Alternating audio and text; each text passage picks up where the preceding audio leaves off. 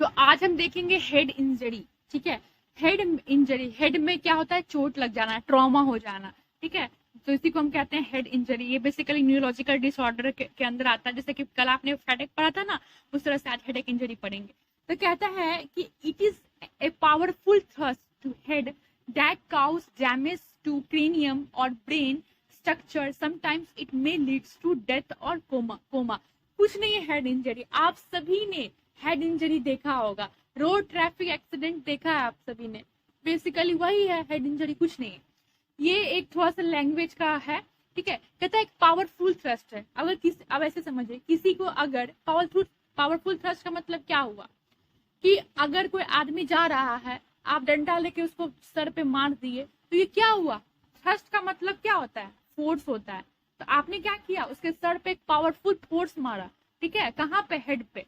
तो वही कह रहा है पावरफुल थ्रस्ट टू हेड, जिसकी वजह से क्या होगा, cranium. What is cranium? Cranium जो होता है वो हमारे हेड को प्रोटेक्ट करता है। Cranium is a bone that protects the head. तो उसको क्या किया आपने, तोड़ दिया, डैमेज कर दिया। या फिर, और क्रेनियम अगर डैमेज होगा तो ब्रेन तो डैमेज होगा ही होगा, ब्रेन के जो स्ट्रक्चर्स होते हैं। और इसकी वजह से क्या हो सकता है, व्यक्ति मर सकता है वहीं पे, या फिर कोमा में जा सकता है। ठीक है, तो आई होप हेड इंजरी समझ में आ गया होगा। नेक्स्ट बात करते हैं टाइप्स की। टाइप्स इसका बहुत ईजी है, दो तरह का टाइप्स होता है। ठीक है, एक ओपन हेड इंजरी होता है और दूसरा होता है क्लोज हेड इंजरी। बेसिकली जो है इसको दो भाग में क्लासिफाई किया गया है। ठीक है, तो देखते हैं open head injury. Open head injury क्या होता है, in this case due to injury और वुंड ब्लीडिंग अकर्स। बेसिकली इसमें क्या होता है, ओपन हेड इंजरी में क्या होता है कि जैसे कि मैंने बताया था ना कि रोड ट्रैफिक एक्सीडेंट का कंडीशन, अगर रोड ट्रैफिक एक्सीडेंट हुआ है उसमें, तो क्या हुआ कि इंजरी या जो जो इंजरी हुआ है या फिर जो वुंड यानी कि जख्म है, तो उसमें क्या हुआ, ब्लीडिंग्स होगा। ओपन का मतलब हुआ, सिंपल मतलब ओपन का मतलब ब्लीडिंग होगा।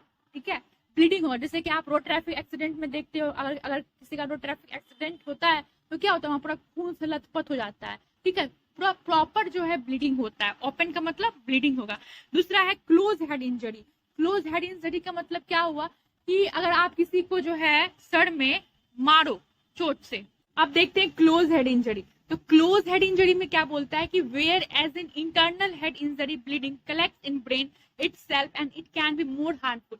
देखिए, इसको कहने का मतलब क्या समझते हैं, बेसिकली कोई रोड पे जा रहा है, आप गए डंडा से उसके सर पे मार दिए, उसको ब्लीडिंग नहीं हुआ। ठीक है, लेकिन अगला दिन देख आप, फिर आप 5 मिनट के बाद देखिए क्या कि उसका जो सर था वो उस वहां पे थोड़ा सा ना फूल गया है।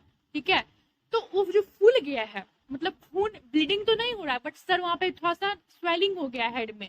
तो स्वेलिंग का मतलब हुआ जो इंटरनल ब्लीडिंग हुआ है, ब्रेन के अंदर इंटरनल ब्लीडिंग हुआ है, और वो जो ब्लीडिंग हुआ था वो हमारे ब्रेन में कलेक्ट हो चुका है। जो स्वेलिंग देखते हो ना, उसमें ब्लीडिंग जो इंटरनली अंदर से हो रहा है वो वहां पे कलेक्ट होके एक स्वेलिंग स्ट्रक्चर बना लेता है। ठीक है, और जो बहुत ही ज्यादा हार्मफुल होता है। ठीक है, कहते हैं कि अगर ओपन हेड इंजरी है वो फिर भी ठीक है as compare to close head injury. Close head injury is very very dangerous as compare to open head injury. ठीक है, चलिए कॉजल इटियोलॉजी की बात करते हैं। तो first of all road traffic accident, feuds और राइट्स, वही दंगा और प्रसाद जो होता है ना, झगड़ा वगैरह, उसको बोलते हैं। बाय स्लीपिंग, आज मतलब कोई व्यक्ति चल रहा है, स्लिप कर गया, माथे में चोट लग गया। गन शॉट, गोली मार देना, मूवी वगैरह जो एक्शन जैसे सिनेमा वगैरह में होता है। फॉलिंग फ्रॉम हाइट, हाइट से गिर जाना।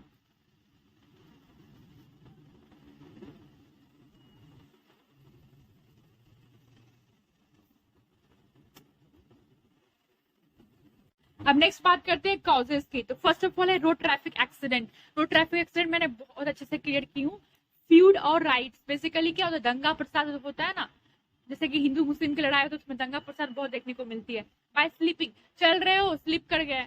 गन शॉट, गोली मार देना, एक्शन मूवी में जो देखते हैं। फॉलिंग फ्रॉम हाइट, कहते ना कि बहुत आदमी क्या करता है, आत्महत्या कर लेता है। ठीक है, आत्महत्या कर लेता है, किसी बिल्डिंग का जो है 5 मंजिला मकान है उससे जो है कूद गया। विदाउट हेलमेट ड्राइव, ऑफकोर्स आजकल के जो जो एडोलेसेंस बच्चे हैं वो हेलमेट नहीं पहनते हैं, अगर गिर गए तो हेड इंजरी हो गया। केयरलेस की वजह से। ठीक है, नेक्स्ट बात करते हैं क्लिनिकल फीचर्स यानी कि साइन एंड सिम्टम्स। क्या अपियर होगा। कहता है कि depends on the injury, it is open और क्लोज हेड इंजरी, ये टाइप्स पे डिपेंड करता है, साइन एंड सिम्टम्स। तो फर्स्ट ऑफ ऑल अगर बात करें तो हेडेक, हेड इंजरी होगा तो सर में दर्द होगा, हेड स्वेलिंग होगा। हेड स्वेलिंग कब होगा? जब वो कौन सा था? क्लोज हेड इंजरी था। क्लोज हेड इंजरी है तो हेड में स्वेलिंग होगा, ओपन में नहीं होता है। डिजीनेस होगा, बेचैनी जैसा लगेगा, ठीक है। उसके बाद ब्लड विजन, धुंधला धुंधला दिखेगा। नोजिया एंड वोमिटिंग होगा, क्योंकि ब्रेन में चोट लगा है तो वोमिटिंग सेंटर कहाँ है? हमारा ब्रेन में ही है। दूसरा है ब्लीडिंग होगा, ब्लीडिंग तो होगा ही अगर ओपन हेड इंजरी है तो। दूसरा है शॉक होगा, शॉक का मतलब ऑक्सीजन की कमी हो जाना। तो बेसिकली हेड इंजरी में क्या होता है कि ऑक्सीजन की कमी होगी, क्योंकि जो है ब्लड का जो है लॉस होता है, इसीलिए। दूसरा है वीकनेस होगा, ब्लड लॉस हो रहा है तो वीकनेस तो होगा ही। अनेबल टू स्टैंड, खड़ा नहीं हो पाया, क्यों? क्योंकि अब ब्रेन में चोट है और ब्रेन ही हमारे पूरे बॉडी को जो है कोऑर्डिनेट करता है, इस वजह से हो सकता है। नेक्चुरल रिजिडिटी की बात करें तो यानी कि स्टिफनेस ऑफ नेक, नेक में स्टिफनेस हो जाएगा, नेक जो है स्वेलो कर जाएंगे, ठीक है। नेक्स्ट बात करते हैं डिसऑरिएंटेशन। डिसऑरिएंटेशन का मतलब होता है कि उसको पता नहीं चलेगा कि टाइम क्या है, प्लेस क्या है, इसको बोलते हैं डिसऑरिएंटेशन होना। उसके बाद उसको कंफ्यूजन हो रहेगा, सेमी कॉन्शियसनेस रहेगा, ठीक है, यानी पूरी तरह से बेहोश तो नहीं रहेगा, आधा कॉन्शियस रहेगा, आधा अनकॉन्शियस टाइप का रहेगा, बीच वाला डायलेमा सिचुएशन में है, ठीक है। कई बार ऐसा होता है ना कि माइंड डिस्टर्ब होता है, तो आप सामने वाले से बात कर रहे हो, आप मतलब सामने वाले को लग रहा है कि हम सुन, ये जो है जो भी हम बोल रहे हैं सामने वाला सुन रहा है, आपको भी लग रहा है कि आप सुन रहे हैं, आपका ध्यान कहीं और है, क्यों? क्योंकि आप किसी बात को लेकर डिस्टर्ब हो। That's why it is called semi consciousness, ठीक है। डायग्नोस्टिक इवेल्युएशन की बात करते हैं तो हिस्ट्री कलेक्शन हो गया, physical examination, CT scan, MRI हो गया, न्यूरोलॉजिकल एग्जामिनेशन। न्यूरोलॉजिकल एग्जामिनेशन में क्या करेंगे? हम रिफ्लेक्सेस चेक करते हैं, ठीक है। रिफ्लेक्सेस चेक करते हैं ताकि जो सेंसरी पार्ट है ब्रेन का और जो मोटर पार्ट है, सेंसरी पार्ट क्या होता है हम सभी जानते हैं, जो इन्फॉर्मेशन ब्रेन तक लेके जाता है, वैसे नर्व्स जो इन्फॉर्मेशन लेके जाते हैं ब्रेन तक, दिस इज कॉल्ड सेंसरी। और मोटर क्या होता है? जो ब्रेन से जो है इन्फॉर्मेशन बॉडी को देते हैं। जैसे कि किसी ने आपको एक तमाचा मारा, दिस इज सेंसरी, क्योंकि आपने फील किया, ठीक है, आपके ब्रेन तक गया और बदले में आपने एकदम पलट के 2 तमाचा मार दिया, तो ये क्या हुआ? मोटर रिफ्लेक्स हुआ, ठीक है। चलिए उसका क्या करेंगे? यूरिन एनालिसिस करेंगे, ठीक है। उसके बाद सीबीसी करेंगे।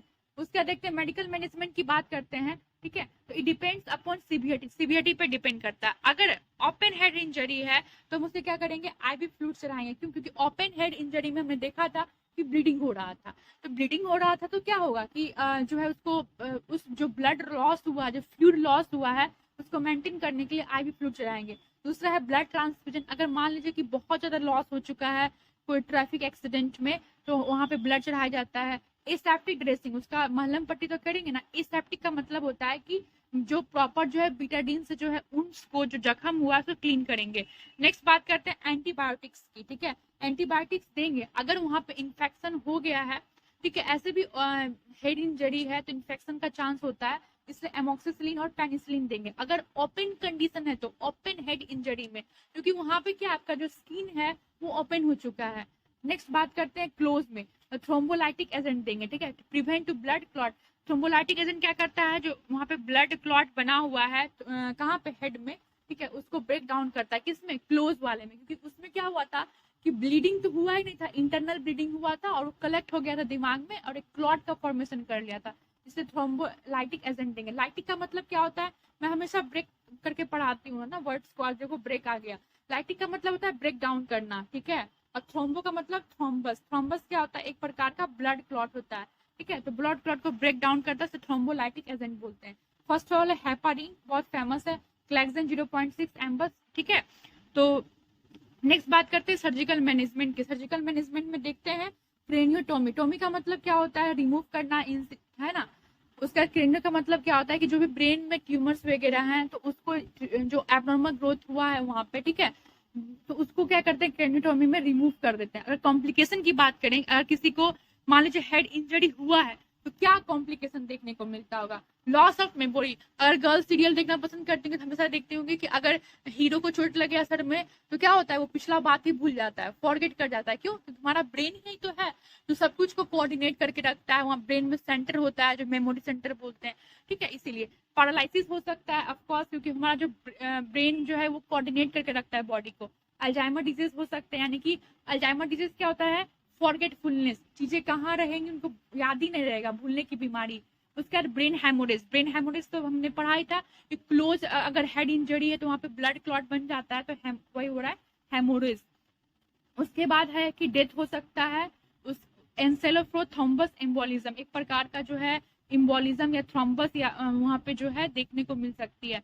बहुत मतलब होता है ना, धीरे धीरे बड़ा हो सकता है वो थ्रोम्बस अगर उसको ट्रीट ना किया जाए तो ये सब एक कॉम्प्लिकेशन हुआ देखने को मिला है हेड इंजरी में। तो आई होप आपको ये वीडियो अच्छा लगा होगा। अच्छा लगा तो आप लाइक कीजिए, अगर आपको इन्फॉर्मेशन अच्छे लगते हैं तो ही चैनल को सब्सक्राइब कीजिएगा।